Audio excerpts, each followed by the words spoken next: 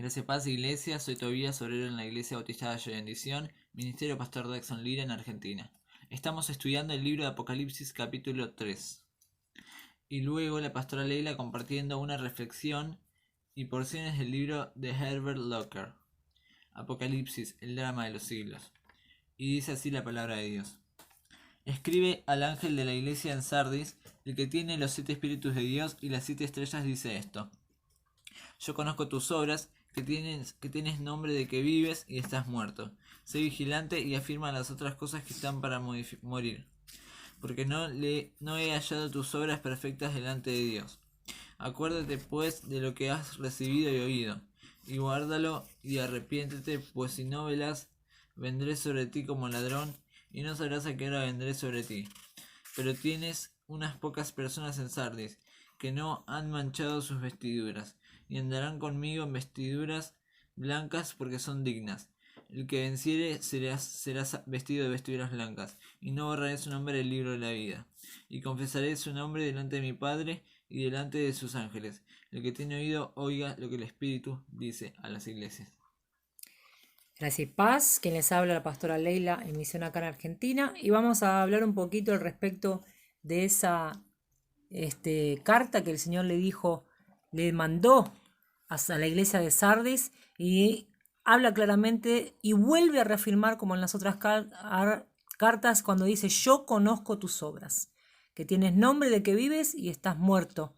Sé vigilante. Entonces, una de las primeras palabras más fuertes que el Señor nos da es de volver a vigilar, de volver a estar atento a lo que hacemos, de volver a estar atento a cómo nos movemos, en dónde nos metemos, qué es lo que estamos haciendo con la obra y con nuestras vidas. Habla claramente al respecto de que decimos que estamos vivos, pero estamos muertos. Qué palabra tan fuerte, tan tremenda.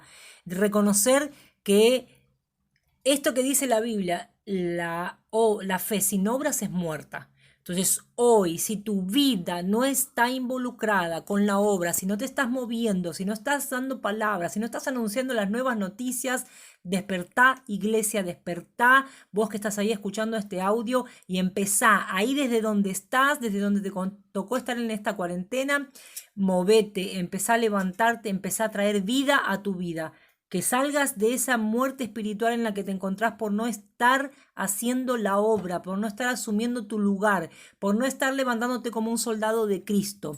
En este momento yo profetizo sobre tu vida el despertar, para que ya no seas uno de los que dicen que está vivo, pero que está muerto. Sé vigilante, dice el Señor, porque no he hallado tus obras perfectas que has recibido delante de Dios. Acuérdate entonces que has recibido y oído y guardado, y arrepiéntete pues, si no velas, vendré sobre ti como ladrón y no sabrás a qué hora vendré sobre ti. Qué interesante que aún así el Señor vuelve a dar palabra de ánimo y dice: el que venciere será vestido de vestiduras blancas y no borraré su nombre del libro de la vida. Esta es una de las claves que el Señor te da para aquellos que estamos aguardando su venida, y la palabra nos advierte que Él va a venir a buscar y va a llevarse a los que estén con sus vestiduras blancas, lavadas, purificadas delante de la presencia de Dios. Así que si realmente querés subir con Él, si realmente querés lavar tus vestiduras, hoy la clave que Dios te está dando para que empieces a lavar tus vestiduras es: levantate y empezá a servir, ocupá tu lugar en medio de ese ejército, aún en medio de esta cuarentena. Que Dios te fortalezca y te levante. Ahora vamos a compartir un poquito sobre este libro del Apocalipsis, el drama de los siglos, del pastor Herbert Locker, y hablaremos un poquito sobre las interpretaciones y lecciones. Así dice al respecto: el Apocalipsis ha sido siempre campo de batalla entre los diferentes sistemas de interpretación. Muchos de los aparentes misterios de Apocalipsis solo podrán ser resueltos y entendidos cuando tengan su cumplimiento final. Las siguientes son las principales en que se agrupan los intérpretes de este libro. Vamos a tener estas son las principales: los preteristas, los historicistas, los futuristas, los idealistas y los moderados. Vamos a hablar un poquito de cada uno. Los preteristas, dice: los preteristas relegan al pasado todo lo que hay en el Apocalipsis y creen que todas las profecías que hay en él ya se cumplieron totalmente. La mayor parte de las profecías son relegadas a la destrucción de Jerusalén y la caída de Roma durante los primeros siglos de la era cristiana. Sin embargo, cuando la profecía se convierte en historia, deja de ser profecía. El Apocalipsis es considerado clara y distintamente como un libro de profecía. Esto es para revocar estas interpretaciones, ¿no es cierto?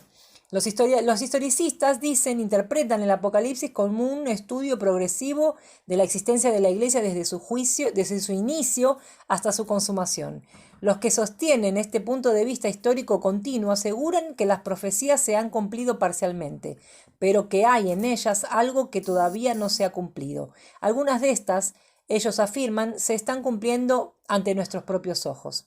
Los futuristas dicen que hay dos grupos principales en esta escuela de intérpretes. Primero están los simples futuristas, quienes enseñan que los 3 primeros capítulos del libro ya se cumplieron, pero que el resto se refiere al aparecimiento futuro de Cristo. Luego están los futuristas extremos, quienes consideran que todo el Apocalipsis se refiere a la segunda venida del Señor y que los 3 primeros capítulos son una predicción referente a los juicios después de la primera resurrección. También están los tribulacionistas.